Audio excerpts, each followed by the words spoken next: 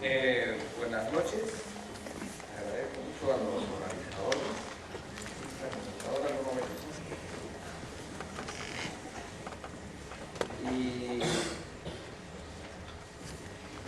y reconocimiento a la buena idea del doctor Heraclio Bonilla de hacer este seminario.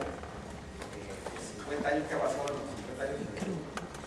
Algunos hemos tenido, Rodolfo, Francisco, que han puesto más temprano, hemos tenido la suerte, digamos, de vivir esos 50 años, más o por más.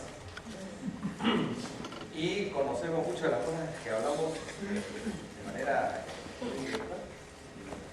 Y creemos que es muy importante recuperar una visión de proceso de los fenómenos económicos, sociales, etc.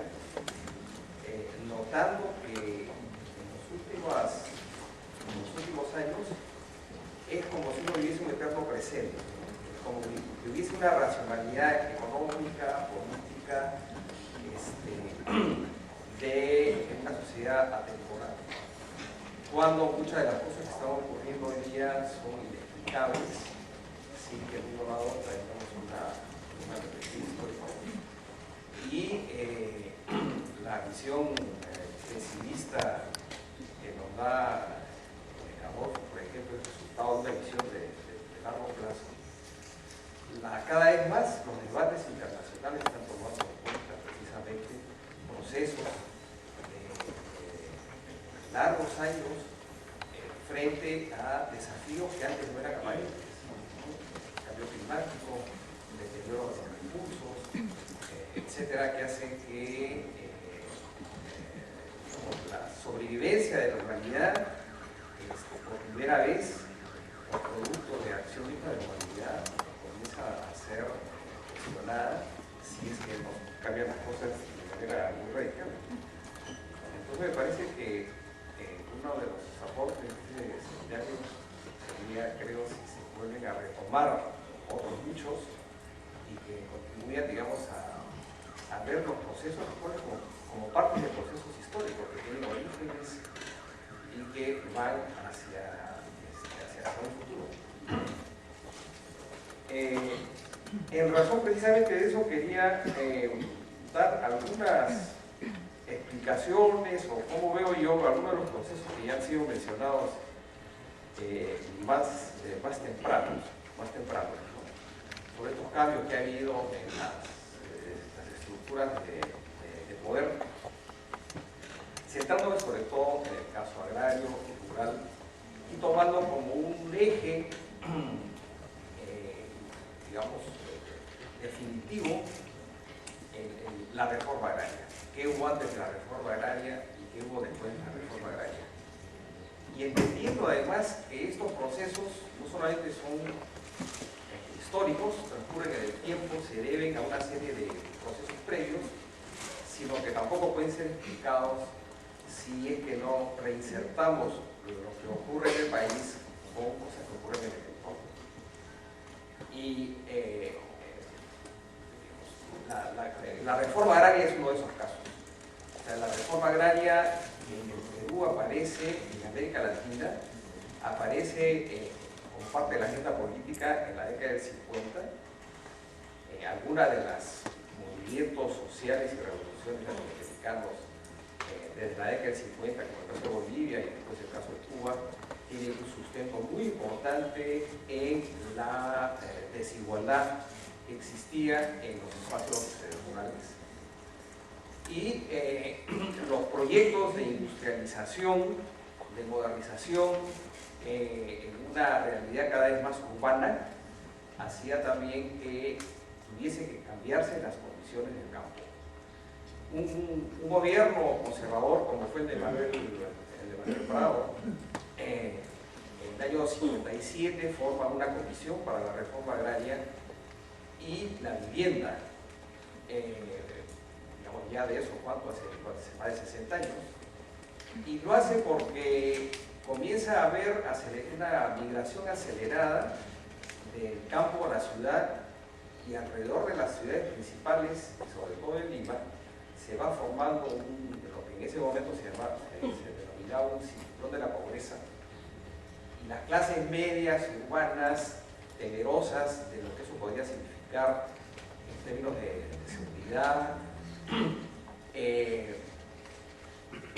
comenzaron a pensar en la necesidad de cambiar la situación en el campo, entendiendo que de la manera en que estaba organizado el campo, el régimen hacendario, no permitía el acceso de campesinos a la tierra, no permitía, digamos, el desarrollo, el crecimiento, no creaba empleo, y por lo tanto la gente migraba.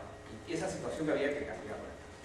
Y se forma una comisión conformada por, podríamos llamar, hacendados progresistas de la época, más costeños que de la sierra, y hace una propuesta que son muy interesantes, porque hoy día, digamos, si hiciesen las propuestas hoy día, pasarían estos asentados progresistas por ser parte de Patria Roja, ¿sabes? Por ejemplo, en primer lugar dijeron, es necesario poner límites al tamaño de la propiedad de la tierra, no solamente por razones económicas, sino por razones políticas y sociales. Y estas, las razones políticas y sociales, son tan importantes como las económicas en la definición de los tamaños máximos. Y propusieron 250 hectáreas en la costa, por ejemplo, como tamaño máximo. Y además hicieron una propuesta de impuestos a la tierra progresivos, a medida de que más tierra se tenía, más impuestos por hectárea debería cargarse al propietario. Lo que no había en ese momento eran las condiciones políticas para que esta reforma agraria fuese aceptada. Bueno, con estas medidas lo que se pensaba, lo que se pedía era una modernización del campo, pero también una ampliación de los mercados, los mercados rurales, para efectos de un proyecto de industrialización. Y esto no estaba ocurriendo solo, repito, en el Perú, sino en otros países de la región. Hay luego, a finales de los 50, comienzo de los 60, hay un movimiento campesino muy intenso, el más conocido es el que ocurrió en el Valle de la Convención, pero llegó a ocurrir en gran parte, sobre todo de la sierra, en el movimiento que tenía como un movimiento muy modernizador, porque tenía dos objetivos principales, este movimiento campesino. Uno era recuperar tierras de las haciendas, y no era tanto porque los pobres se movilizasen para tener un poco de tierra y sobrevivir, sino porque los menos pobres entre los pobres, o los más ricos, por así decirlo, de los campesinos, lo que necesitaban eran condiciones para su propio desarrollo. Necesitaban más tierras, y el gran obstáculo era las haciendas. Eso era por un lado. Pero por otro lado, este movimiento estuvo acompañado de un reclamo de campesinos que trabajaban para hacendados en condiciones precapitalistas, pagando renta de trabajo, con renta de productos, y lo que ellos reclamaban era salarios, es decir, una relación, digamos, laboral, moderna, capitalista, etc. Así que este movimiento campesino, no estoy tan seguro cómo en el recuerdo o de los interesados, digamos, en estos movimientos, tienen esta visión del movimiento campesino como un movimiento modernizador, pero eso fue su tónica principal. Bueno, este movimiento, por consiguiente, fue un motor muy importante que fue creando las condiciones para que finalmente un gobierno, y eso fue el caso del gobierno de Velasco, hiciese una reforma agraria, ejecutase una reforma agraria. Porque los intentos de la Junta de Gobierno del año 62 y del gobierno de Belaúnde del año 64, que era una ley también de reforma agraria, no encontraron las condiciones políticas para su primera ejecución. Recién en el año 69 se hace una reforma agraria como digo, en un contexto internacional favorable y con un movimiento social muy importante que permitía políticamente que esta se realizase. Bueno, y la reforma, como ustedes saben, barrió con todo lo que podríamos llamar nosotros como latifundios. No quedaron latifundios, tanto modernos como tradicionales, todos fueron expropiados. Y la idea que se tenía era que, sin embargo, no había que perder una ventaja de la gran empresa, que eran las ventajas de economía de escala. Entonces, no se repartieron las tierras en predios individuales entre las familias, sino que se convirtieron en cooperativas, sociedades agrícolas de interés social, que eran otra forma de asociaciones, sobre todo en las haciendas ganaderas. Con el paso del tiempo, las cooperativas todas se disolvieron, las que más permanecieron, pero sobre todo por subsidios que recibían del Estado, fueron las azucareras. Hasta la década del 90, las propiedades de estas cooperativas pasaron a los accionistas privados y en un momento se crearon hasta cerca de 600 cooperativas agrarias. Y luego de las 60 SAIS, estas sociedades agrícolas de interés social, quedan actualmente creo que ya 5 nada más, porque fueron finalmente sus tierras pasaron a las comunidades campesinas. Y como digo, las cooperativas se disolvieron, se probaron que no funcionaron en la práctica por varias razones, ¿no? Y los propios socios, se dividieron las tierras en predios familiares. Entonces la cantidad de pequeños fundos se multiplicaron, todas las haciendas se transformaron en pequeños fundos.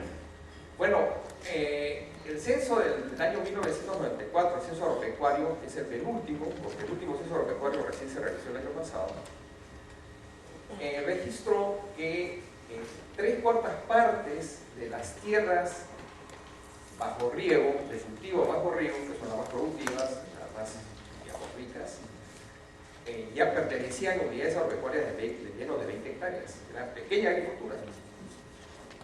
Y cerca de las 2/3 partes de las tierras de cultivo de secano también formaban parte de la pequeña agricultura. O sea, las mejores tierras, las tierras de cultivo, según registró el censo del año 94, ya después de la reforma agraria y de la parcelación de las cooperativas, se tornaron en unidades productivas pequeñas. Ahora, desde el punto de vista social esto es muy importante. Primero porque la reforma agraria acabó con las relaciones, digamos, semifeudales, serviles, que existían en el campo mientras existía el régimen hacendario. Y esto fue muy importante desde el punto de vista de la democratización de la sociedad rural, y no nos podríamos imaginar nosotros municipios, por ejemplo, rurales, distritos en los cuales la gente vota, como lo hace desde la década del 80, por sus alcaldes y concejales. Eso no se podría explicar si no hubiese habido una reforma agraria en la que, previa a esta, lo que existía era el control del hacendado, el control de los laborales sobre distritos y provincias. Entonces fue un paso muy importante para la democratización de la sociedad rural. Pero una de las consecuencias también de la reforma agraria fue que descabezó los grupos, los actores de la modernización del agro. Por un lado, y paradójicamente, los dirigentes de los movimientos campesinos de los finales del 50 y comienzos de los 60, y los que luego emergieron en el contexto de la reforma agraria a mediados de los fines de los 60, comienzos de los 70, esos dirigentes campesinos, y como parte del éxito de los movimientos campesinos en esos años, contribuyeron al ensanchamiento de la comunidad política, y muchos de ellos fueron a pasar a la militancia en organizaciones políticas de izquierda o a formar parte de los gobiernos distritales, etc. y eso debilitó a esta, digamos, esto debilitó, digamos, esta diligencia al dejar de ser un movimiento modernizador de la propia agricultura campesina, al pasar, digamos, a instancias, a participar en instituciones políticas, este movimiento campesino que quedó descabezado.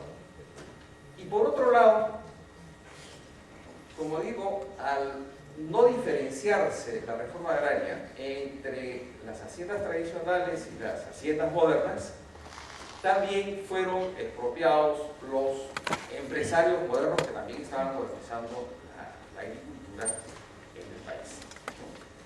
Entonces, llegamos a un momento que con la reforma agraria, llegamos a un vacío de actores modernizadores en el campo, y este vacío es en parte llenado por la propia presencia del Estado, que crea una serie de empresas públicas que influyen o toman a su cargo de la comercialización de una serie de productos, la importación de insumos, etc.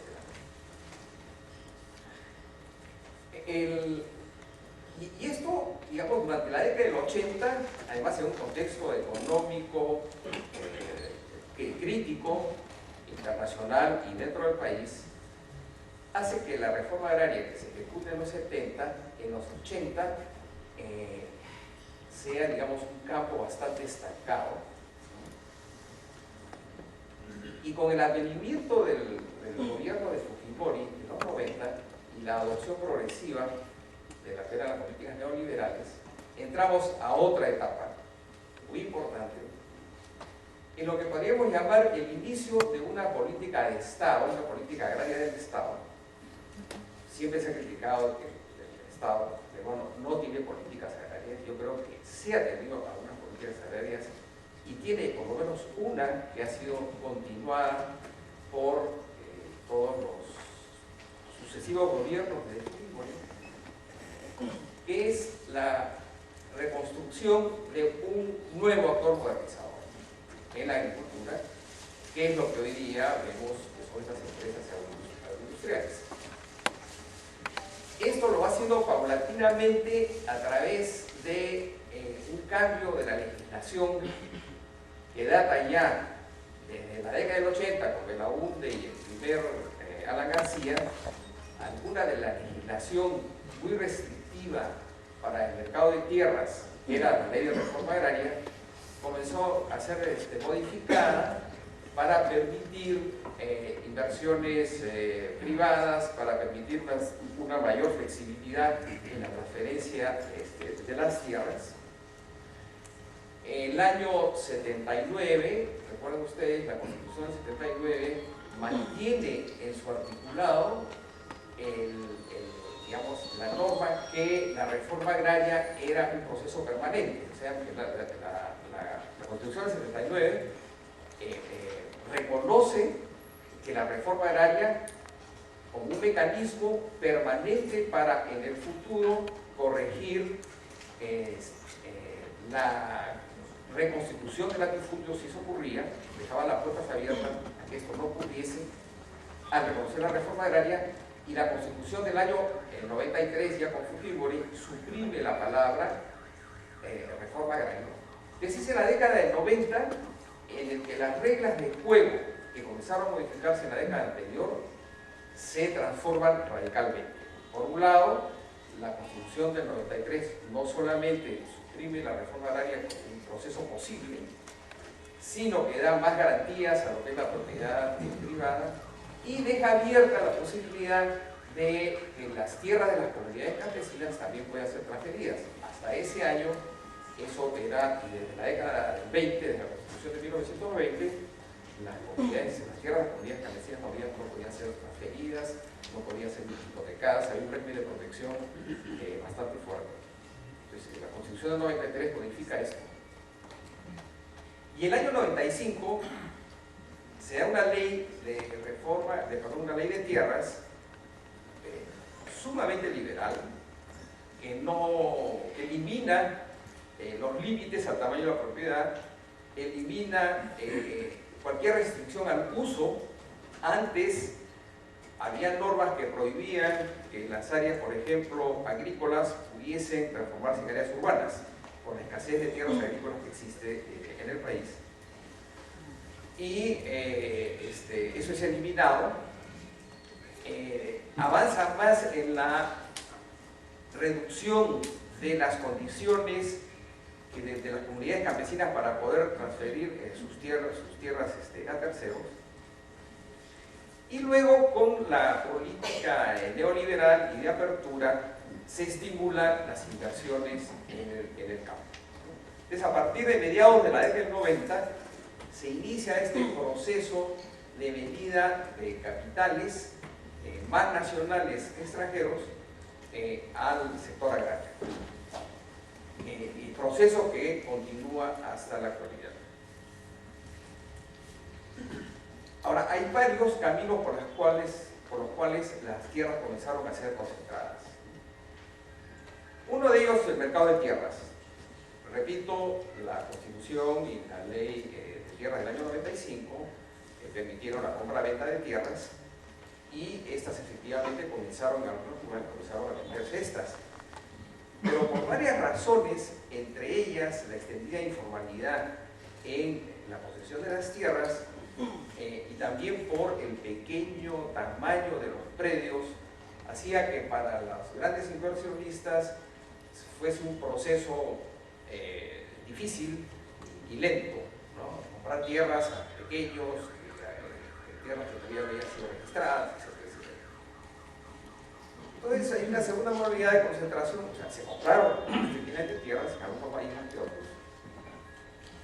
Pero una segunda modalidad, que es la que más ha permitido la formación de grandes latifundios, es las zonas de irrigación.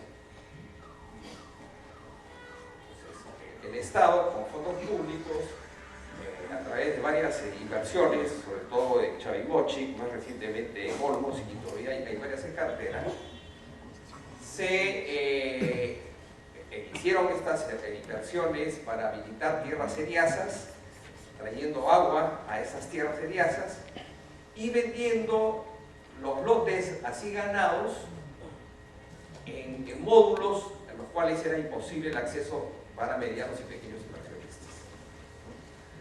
El caso, digamos, que más, no hizo mucho ruido tampoco, pero el más conocido, en el cual tuvo más información y además más reciente, fue el caso de Olmos, en el que en la primera modalidad definió solamente módulos de 500 hectáreas a 1000 hectáreas, ¿no? O sea, recién se podía comprar desde 500 hectáreas, pero sobre todo los módulos eran de 1000 hectáreas para arriba, y uno podía acumular además tierra, ¿no?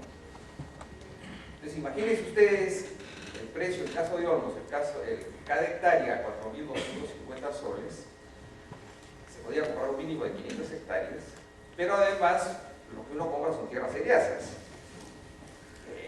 El agua todavía no llega, las obras menores para irrigar ya el fútbol ya tienen que ser parte de la inversión del comprador. Además, esa tierra necesita ser nivelada, en fin, hay mucho que hay que invertir, por lo menos otros 4.500, si no más. Además, las inversiones para hacer río tecnificado, etc.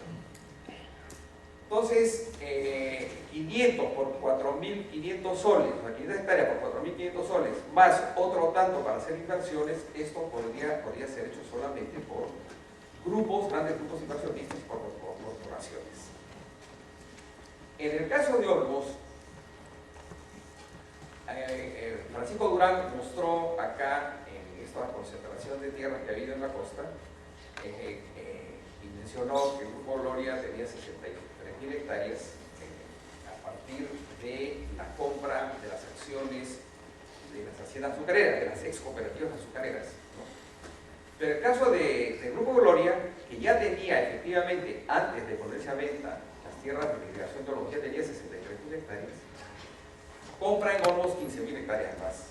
O sea, redondea cerca de 80.000 hectáreas, ¿no?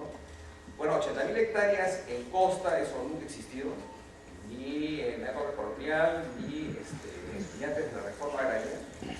El predio más grande en la costa peruana antes de la reforma agraria era Casa Grande, con alrededor de 30.000 hectáreas. Ahora ese es parte de las tierras de Grupo Gloria. Y hoy día tenemos que de las estimadas 850.000 hectáreas que hay en la costa de tierra bajo río, que son las mejores tierras con la infraestructura, digamos, más cercana, de carreteras, puertos, comunicaciones, etc. De esas 850.000 hectáreas, aproximadamente la tercera parte está en predios, en 50 predios, 50 empresas que tienen más de 1.000 hectáreas. O sea que el grado de concentración en la costa es altísimo. Si nosotros proyectamos las nuevas áreas que se van a ganar nuevas zonas de irrigación, tendríamos que, cuando se determinen esas áreas de irrigación y esas zonas de irrigación, y si se mantienen los mismos criterios de venta de tierras por grandes módulos, pues tendríamos más o menos que el 40% de las tierras de toda la costa estarían en manos de grandes unidades productivas de 1.000 hectáreas o más. Ahora, mi impresión es que, no sé si ustedes, pero en general, cuando uno dice 1.000 hectáreas, en general las personas no saben si es mucho o poco regular, ¿cuántas 1.000 hectáreas? Los que hemos estado en la época de la reforma agraria tenemos mucho más criterios para saber cuánto es mucho. ¿Qué cosas es un latifundio? ¿No es cierto? A ver, vamos a ver algunas comparaciones. Qué bueno. Podrían ayudarnos a ver qué significa una escala de 1.000 hectáreas. El valle de Huaral, del valle Huaral habían consideradas por la reforma agraria 16 haciendas. Esas 16 haciendas juntas en el valle Huaral sumaban aproximadamente 15.000 hectáreas. Ahora, uno solo de los fondos, o un solo grupo, digamos, Camposol, ¿no? Uno solo tiene mucho más que todas las haciendas que tenían tierras en el valle Huaral. Otro ejemplo, haciendo un estudio sobre cuán grandes son los latifundios en Europa, tomando en consideración que uno puede muy fácilmente considerar que la agricultura europea está muy avanzada, muy moderna, etc. Bueno, según un estudio de la Unión Europea, el promedio de los fondos más grandes en Francia son alrededor de 350 hectáreas. En Italia es menos, son como alrededor de 250 hectáreas. En España, donde hubo latifundios, sobre todo en la zona de Andalucía, el promedio de las más grandes es 1.000 hectáreas. Entonces, las dimensiones que hay acá en el Perú, en la costa, son absolutamente, digamos, casi sin comparación, salvo con países que tienen inmensos territorios, como son el caso de Brasil o el caso de Argentina. Entonces, realmente estamos en un proceso de inmensas concentraciones y los propietarios no son los terratenientes, no son terratenientes modernos, la mayor parte de los grandes propietarios, sino que son corporaciones. Ya Francisco Durán habló como esta evolución de grupos económicos que están enlistados en un solo sector de la economía, diversifican sus intereses y tienen, digamos, inversiones en la pesca, en bienes inmuebles, en seguros, en la banca, en comercio, etc. Bueno, lo mismo ha ocurrido en el caso de la agricultura. O sea, los fondos más grandes son corporaciones y esto tiene implicancias importantes territoriales porque, a diferencia del hacendado de antes, que formaba parte de la sociedad, por así decirlo, de la sociedad, del territorio en donde se encontraba su hacienda, y que alguna preocupación tenía el hacendado en, por ejemplo, mantener los recursos naturales, puesto que se percibía a sí mismo, digamos, como una vocación de agricultor, etc. Eso ya no existe o existe muy minimizado en el caso de las corporaciones, en las que, por ejemplo, el diario Gestión hace como 4 o 5 meses, informaba que 10 corporaciones productoras de espárragos en el valle de Ica, que como ustedes saben, el río Ica tiene muy poca agua, entonces se utiliza mucho el agua subterránea. Bueno, que se está, digamos, está cerca del colapso, porque se está usando mucho más agua, se está extrayendo mucho más agua de la que, la que están llenando esos acuíferos. Entonces, ante el riesgo de que eso colapse, lo que habían decidido es mudarse al norte, a la costa norte, ¿no? En donde ha habido grandes inversiones y continúan habiendo grandes inversiones en obras de irrigación, generalmente con fondos públicos. Entonces, son corporaciones que cuando cesan las condiciones para hacer rentables sus operaciones, simplemente se desplazan a otro lado y vemos cuán poco sostenible puede ser una actividad de esta naturaleza para las exportaciones.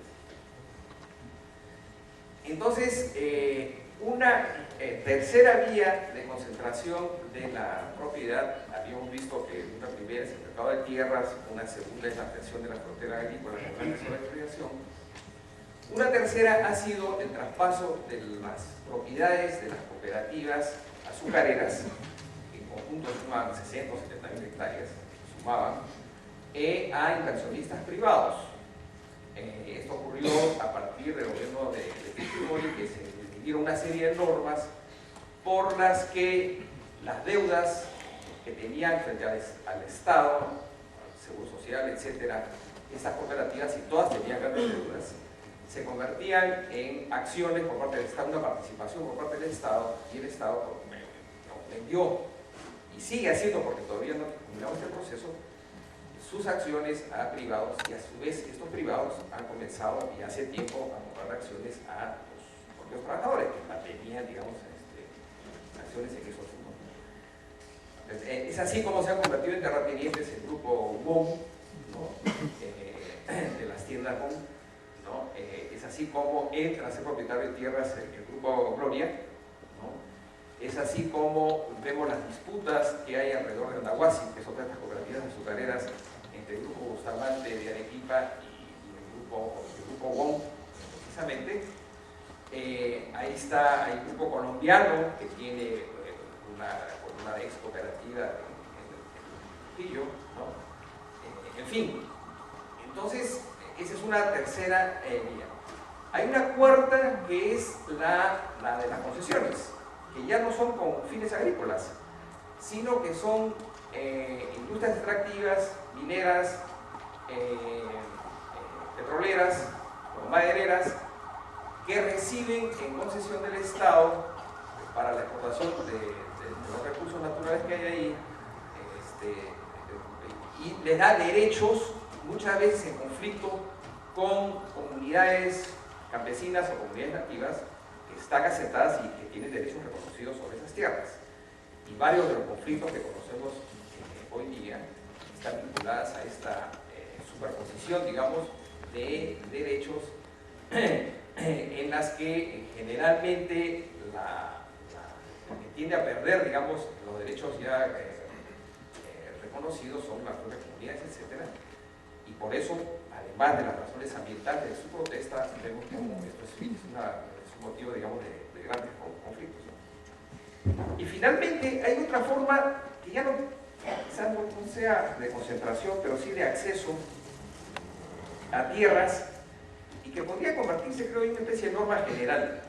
Ahí en donde, por alguna razón u otra, un pedazo de territorio o una tierra se rentabiliza, deja de ser controlada por sus ocupantes originales, sean propietarios, sean posesionarios, etc.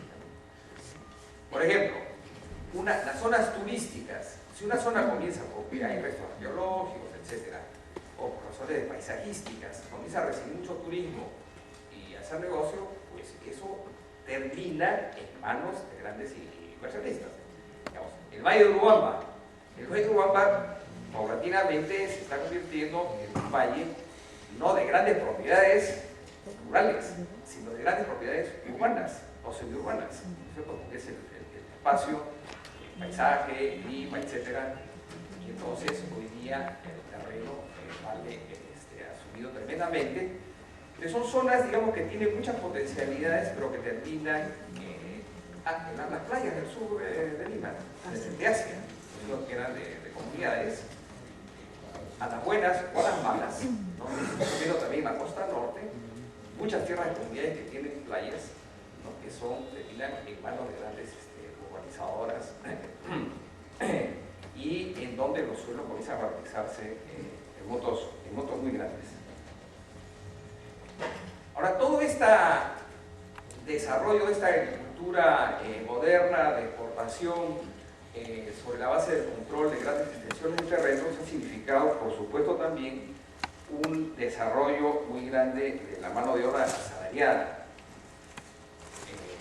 Es difícil saber, yo no sé cuándo los exportadores, los agroexportadores, ellos afirman que por cada hectárea dedicada a la agroexportación hay un puesto de trabajo, ¿no es cierto? Entonces, que han creado alrededor de 150.000 o 200.000 puestos de trabajo. Es difícil de saberlo exactamente, pero lo que sí es cierto es que hay un importante acervo de trabajadores asalariados, pero que están bajo una ley extremadamente flexible que es exclusivamente para este tipo de empresas, que significa menores costos para las empresas y significa mucho mayor flexibilidad a la hora de prescindir de los trabajadores de estas empresas. Y en donde además hay mucho trabajo femenino sin que las mujeres estén protegidas como en otros sectores de la economía. Entonces, además de los beneficios entonces que tienen estas empresas por la política en general neoliberal, tienen menores costos laborales, pagan la mitad de los impuestos a la renta, en lugar de pagar el 30%, pagan el 15% de los impuestos a la renta, digamos, esto que les estoy contando, esa es la política de Estado más estable con respecto al agropecuario desde la década del 90. Eso es lo que continúa. Lo demás, las políticas adicionales son puntuales, son temporales, son localizadas en algunos espacios, etc. Pero lo que es la gran política es la apuesta por esta agricultura moderna agroexportadora. Ahora, quisiera dos notas finales, porque ya tengo la tarjeta. Dos notas finales. Una es, ¿cómo es que, a diferencia de las décadas del 50 y del 60, no hay ningún movimiento social por la tierra? Es cierto, hay protestas cuando se va contra el derecho que ya tienen comunidades, nativas, etcétera, sobre la tierra. Pero respecto del tema de la concentración que les he relatado, no existe un movimiento social y por lo tanto podemos concluir que eso va a continuar sin ningún tipo de resistencia. Y diría yo, por lo menos para el público urbano, al revés, ¿no? Eso se ha convertido algo así como en el deber ser de la agricultura moderna. Una gran empresa con ríos certificados, de gestión muy moderna, que exporta, etc. Eso se ha convertido en el ideal de la agricultura en el Perú para la opinión pública y para la clase política, ¿no? Y entonces eso no suscita, al revés, suscita atención. Y por el lado de los pobladores del campo, como les dije, gran parte de estas concentraciones ha ocurrido sobre tierras entebiesas, sobre tierras, digamos, que han sido ganadas, que no estaban ocupadas previamente y por lo tanto no ha suscitado tampoco, no ha desplazado. En algunos casos sí ha ocurrido que se han tomado tierras de comunidades de manera inconstitucional, pero no ha desplazado, digamos, grandes poblaciones para suscitar esta reacción contraria. Lo segundo que quería decir es que, como ustedes han apreciado, me he centrado mucho en los cambios en el agro a partir de la tierra. Es que el último censo, del año 2012, que recién se han dado algunos resultados preliminares, nos informa que ha aumentado en 500.000 el número de unidades agropecuarias en el Perú. El censo del 94 nos decía que había 1.750.000 unidades agropecuarias. Este censo nos dice que hay 2.300.000 unidades agropecuarias. O sea, 500.000 más es inmenso el número, es notable. Cuando no ha habido un crecimiento similar de nuevas tierras. Las nuevas tierras, como les repito, han pasado a ser propiedad de grandes latifundios, ¿no? Entonces lo que podemos corregir es que hay una atomización aún mayor de las tierras. Y por lo tanto tenemos una estructura ayornada de estructura de propiedad de la tierra polarizada, de latifundio por un lado, minifundio por otro, que de manera diferente, pero al mismo tiempo similar, nos retrotrae a los periodos previos a la reforma agraria, en los cuales también se hablaba de este complejo latifundio y minifundio. Lo otro es que, y con esto acabo, lo otro es que todo lo que concierne acá a recursos naturales, minería, hidrocarburos, maderas, tierra para cultivos o para agrocombustibles, tiene hoy día la marca de formar parte de procesos internacionales. A partir de la década, perdón, a partir de los años 2007-2008, cuando se elevan los precios internacionales de los alimentos, una de las reacciones que esto causó es que países, estados, comenzaron a comprar grandes extensiones de tierras de cultivo a otros países para garantizar su propia provisión de alimentos y para la siembra de agrocombustibles. Pero no solamente fueron países, o sea, digamos, la China, Corea del Sur, Japón, etcétera, muchos países que tienen poca tierra con relación a su población, países árabes, comenzaron a comprar tierras en África, países muy pobres que compraron, donde las tierras son del Estado, ¿no? Que le compraron al Estado tierras. Se han comprado tierras también en varios países latinoamericanos. Entonces hay una disputa internacional por los recursos naturales, ya digamos, no solamente por tierras, ya dije las minas, el petróleo, etc., ¿no? Pero en el caso de las tierras de cultivo se ha convertido en un bien, digamos, el mercado de tierras se ha convertido en un mercado global. Ya no es solamente un mercado regional, no es solamente un mercado nacional, sino cada vez más es parte de un mercado global, en el que intervienen además especuladores financieros, mutuales, etcétera, que comienzan a comprar en diferentes partes del mundo en la perspectiva de que los precios de alimentos y de agrocombustibles van a subir, comienzan a comprar tierras con fines especulativos, ¿no? Ese es uno de los procesos importantes. Lo otro es que cada vez más también el tema de la tierra se va poniendo al centro de las preocupaciones internacionales con las proyecciones de la inseguridad alimentaria del futuro. Cada vez hay menos tierras para ampliar, mientras hay una población que sigue creciendo. Hay una competencia por el uso de las tierras, porque cada vez también hay más tierras donde se siembran combustibles y donde se siembran además alimentos para ganado, porque cada vez más se consume en las canastas de consumo de los países que van digamos, incrementando su capacidad de consumo, como la China o la India. El consumo de carnes comienza a ser mucho mayor y para la producir carne se necesita mucho más agua y mucho más tierra que para otro tipo de alimentación. O sea, hay una gran presión sobre los recursos naturales para la producción de alimentos. Entonces, estos problemas que antes eran problemas nacionales, que se consideraban como problemas nacionales, cada vez son más parte del proceso de globalización, y creo que en el futuro cercano, veremos una mucho mayor presencia en el Perú alrededor de las tierras de cultivo, cosa que aún todavía no es muy grande, la presencia del capital extranjero.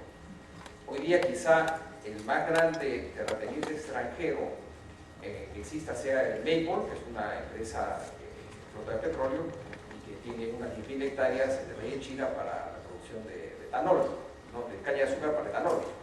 Pero siguiendo eso, hay varios nacionales que han comprado tierras para etanol. De las 15.000 hectáreas que les conté, había comprado el grupo Gloria en Olmos, 11.000 para etanol. Y los brasileros están haciendo mucho lobby aquí para vender sus tecnologías a otras haciendas, empresas azucareras, para que vayan optando por el etanol. Y al mismo tiempo, para la producción de biodiesel, se van expandiendo las áreas de cultivo de palma aceitera y ceja de selva, donde está el grupo Romero, y donde están comenzando a venir grupos económicos de Malasia. Malasia es el principal productor de biodiesel proveniente de palma aceitera, han arrasado con sus bosques primarios y ahora están a la búsqueda, digamos, de nuevos espacios de expansión.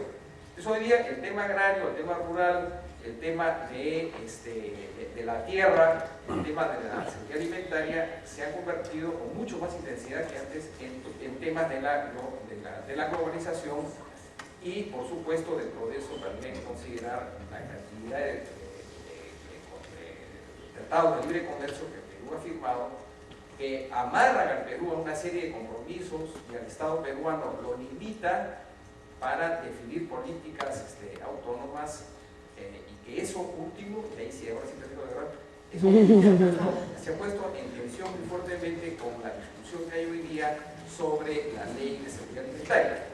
Porque hay este término de soberanía alimentaria, que es un término que está, digamos, reivindica para el Estado soberanía para la definición de políticas alimentarias, pero que el Estado no puede ser soberano en la definición de sus políticas alimentarias con los tratados de libre comercio que se han firmado y con la regla de juego de la Organización Mundial del Comercio, ¿no? Entonces, estos temas que antes pues, no aparecían en el panorama, ahora con las modalidades de globalización que uno se está insertando en el mundo, comienzan a aparecer como retos cada vez más agudos y más importantes. Muchas gracias.